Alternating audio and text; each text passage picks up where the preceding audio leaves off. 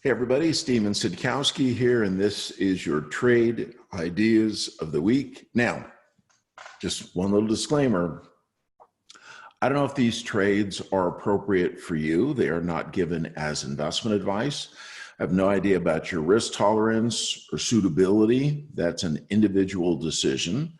But it's for educational purposes. I want you to be able to see how we use technical analysis in order to identify potential trade candidates. Fair enough? Fair enough.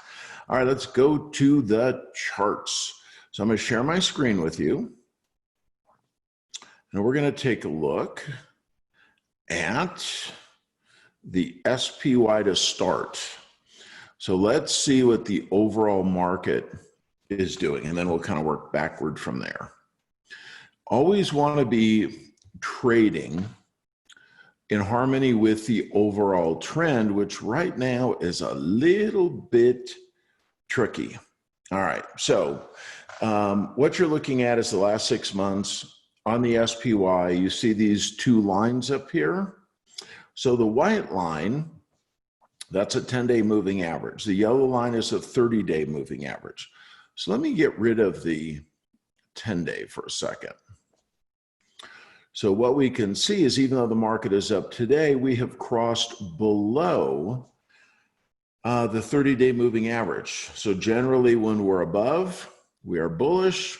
When we're below, we're bearish. And if you look at the recent highs, also more of a bearish flavor to the market. So what's causing suddenly the market to hit an inflection point, which it did up here, and turn around? You know the answer, unless you live in a cave. What is it? COVID-19. That's the old coronavirus, right? So we've got states that are spiking. There's 12 different states that have put reopening on pause. So they're getting concerned. Where they opened up business, those states are now seeing an increased number of cases, new cases, hospitalization, and so forth. And we knew it was a risk, but of course it was a calculated risk. And so this is definitely having an impact on the market. No question about it. Now, if we start getting some encouraging news, could the market start to take off again? Absolutely. But right now, I'm looking at this going, that looks a little bit dicey. If we look at our MACD, it's red. We look at RSI, it's going down. OBV is kind of holding its own. OBV takes positive volume and adds it to the number. Negative volume subtracts it from the number. So on up days, OBV is a plus. On down days, so it's a way to sort of reconcile volume with price movement, if you will. And that's kind of moving sideways. So there's nothing distressing about it. But if you look at this chart, you would have to be more bearish than bullish. Now, having said that, I'm actually going to show you both a bullish and a bearish trade. So the first one is in the area of real estate. And I'm going to add the 10-day back to this. I'll show you how to do it. We go to indicator, come up to simple moving average. We're going to put in 10-day. Let's make it white because it's nice and easy to see. And there you have it. So Redfin, which is a real estate company. So real estate sales in May, new contracts were up 44%. So real estate is doing well. There's some pent-up demand out there. There's not a lot of inventory. And so I sort of like the direction of this. It is, if you look at the 10-day versus the 30-day, look at that separation. Whenever the shorter term moving average is above the longer term, that's bullish, and vice versa. If we looked at the MACD, it's only slightly green. RSI, relative strength index, going up a little bit. OBV, kind of sideways. Now, the way that I've sort of built this trade idea, I don't need Redfin to go up in order to make profit. I just need it not to drop below $36 a share, okay, which would be right in here. So, by the way, one of the things we always want to check if we go to the dashboard, when is the next earnings announcement? Okay, 31 days from now. So I don't want to trade that expires more than 31 days out in the future. So let's go to options. See what we have. So I'm going to look at all the strikes. So I'm going to pick the July 17 expiration because that's 18 days out. This will be a relatively short trade. So I'm going to short the 35, or excuse me, I'm going to buy the 35. I'm going to short the 36 strike call. Okay, calls are on the left, puts are on the right. So the delta on my short is 0.73. So one of the things that delta roughly correlates to, and that is the probability of this option finishing in the money at expiration. We don't want it to finish in the money. We want the stock to stay above our short call, which in this case is 36. So the statistical probability of that happening is 73%. Okay, so I'm going to click on the trade button. It'll load the trade, and we're going to go to the mid.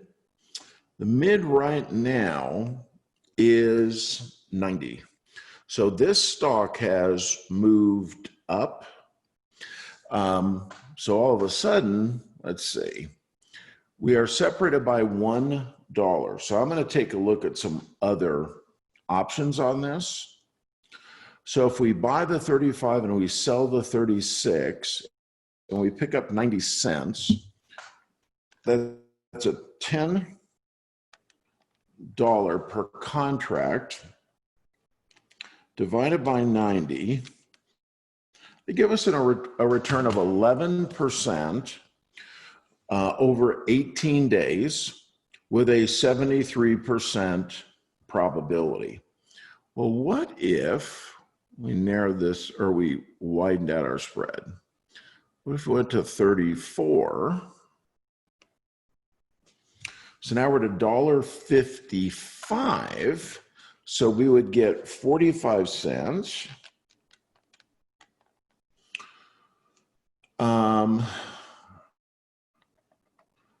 On $1.55, that's 29%.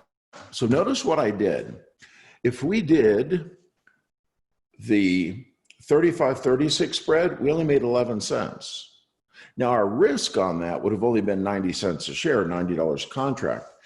If we take a little more risk, we do the 34-36. Now we have a $2 spread. So now our risk is $155 per contract. So for those of you starting with a small amount of money, these are the kind of trades you want to look at. And now our return is 29% potentially for 18 days. Now, when you put this trade on, so you would click review, and then you always want to read it, buy to open, July 17th, 34 call, sell to open. So we're shorting a call option here, but we're covered because we also own a call option. The 36 strike, and we're looking to pick this up for for $155 a contract with a potential profit of $45 per contract. Okay, 45 divided by 155 is 29%. Okay, I already have a trade on this, so I don't need to do it again. So there you have it. That's one. Now, once you're in this, your hope is that the price of Redfin simply stays above $36 a share between now and July 17th. And if it does, you make a maximum profit. What if the price of Redfin starts coming down? Then you'd want to close this trade out early. So if the price of Redfin gets anywhere near $36 a share, then you're going to want to close that trade out, even if it means a slight loss, right? Keep your losers small. So that's one trade idea that I wanted to share with you. Let me give you another one. I'm going to give you a bearish trade idea. My trading partner was not as excited about this as I was. And I'm going to explain to you why. So Beyond Meat, hard for me to take a bearish trade on Beyond Meat because I love their product, but you have to separate personal preference from the chart. So this stock was recently downgraded. And so here's my observation. Stock goes up, up, up. It was at $50 a share, went all the way up here to 160 some dollars a share. And now it's turned down. It's crossed below. It's 10-day, crossed below. It's 30-day. We have a MACD that is red. RSI is pointed down. OBV is not quite as negative. So I'm looking at this, asking the question, where do I think the stock is not going to go above between now and when these options would expire again July 17? And I feel pretty confident that this isn't going to rise above 150 a share. So if I go to the options, and we're going to do a put spread this time, okay? So we are going to, let's make sure I've got the right expiration. Yep. We're going to buy the 155 strike put. We're going to sell the 150 strike put.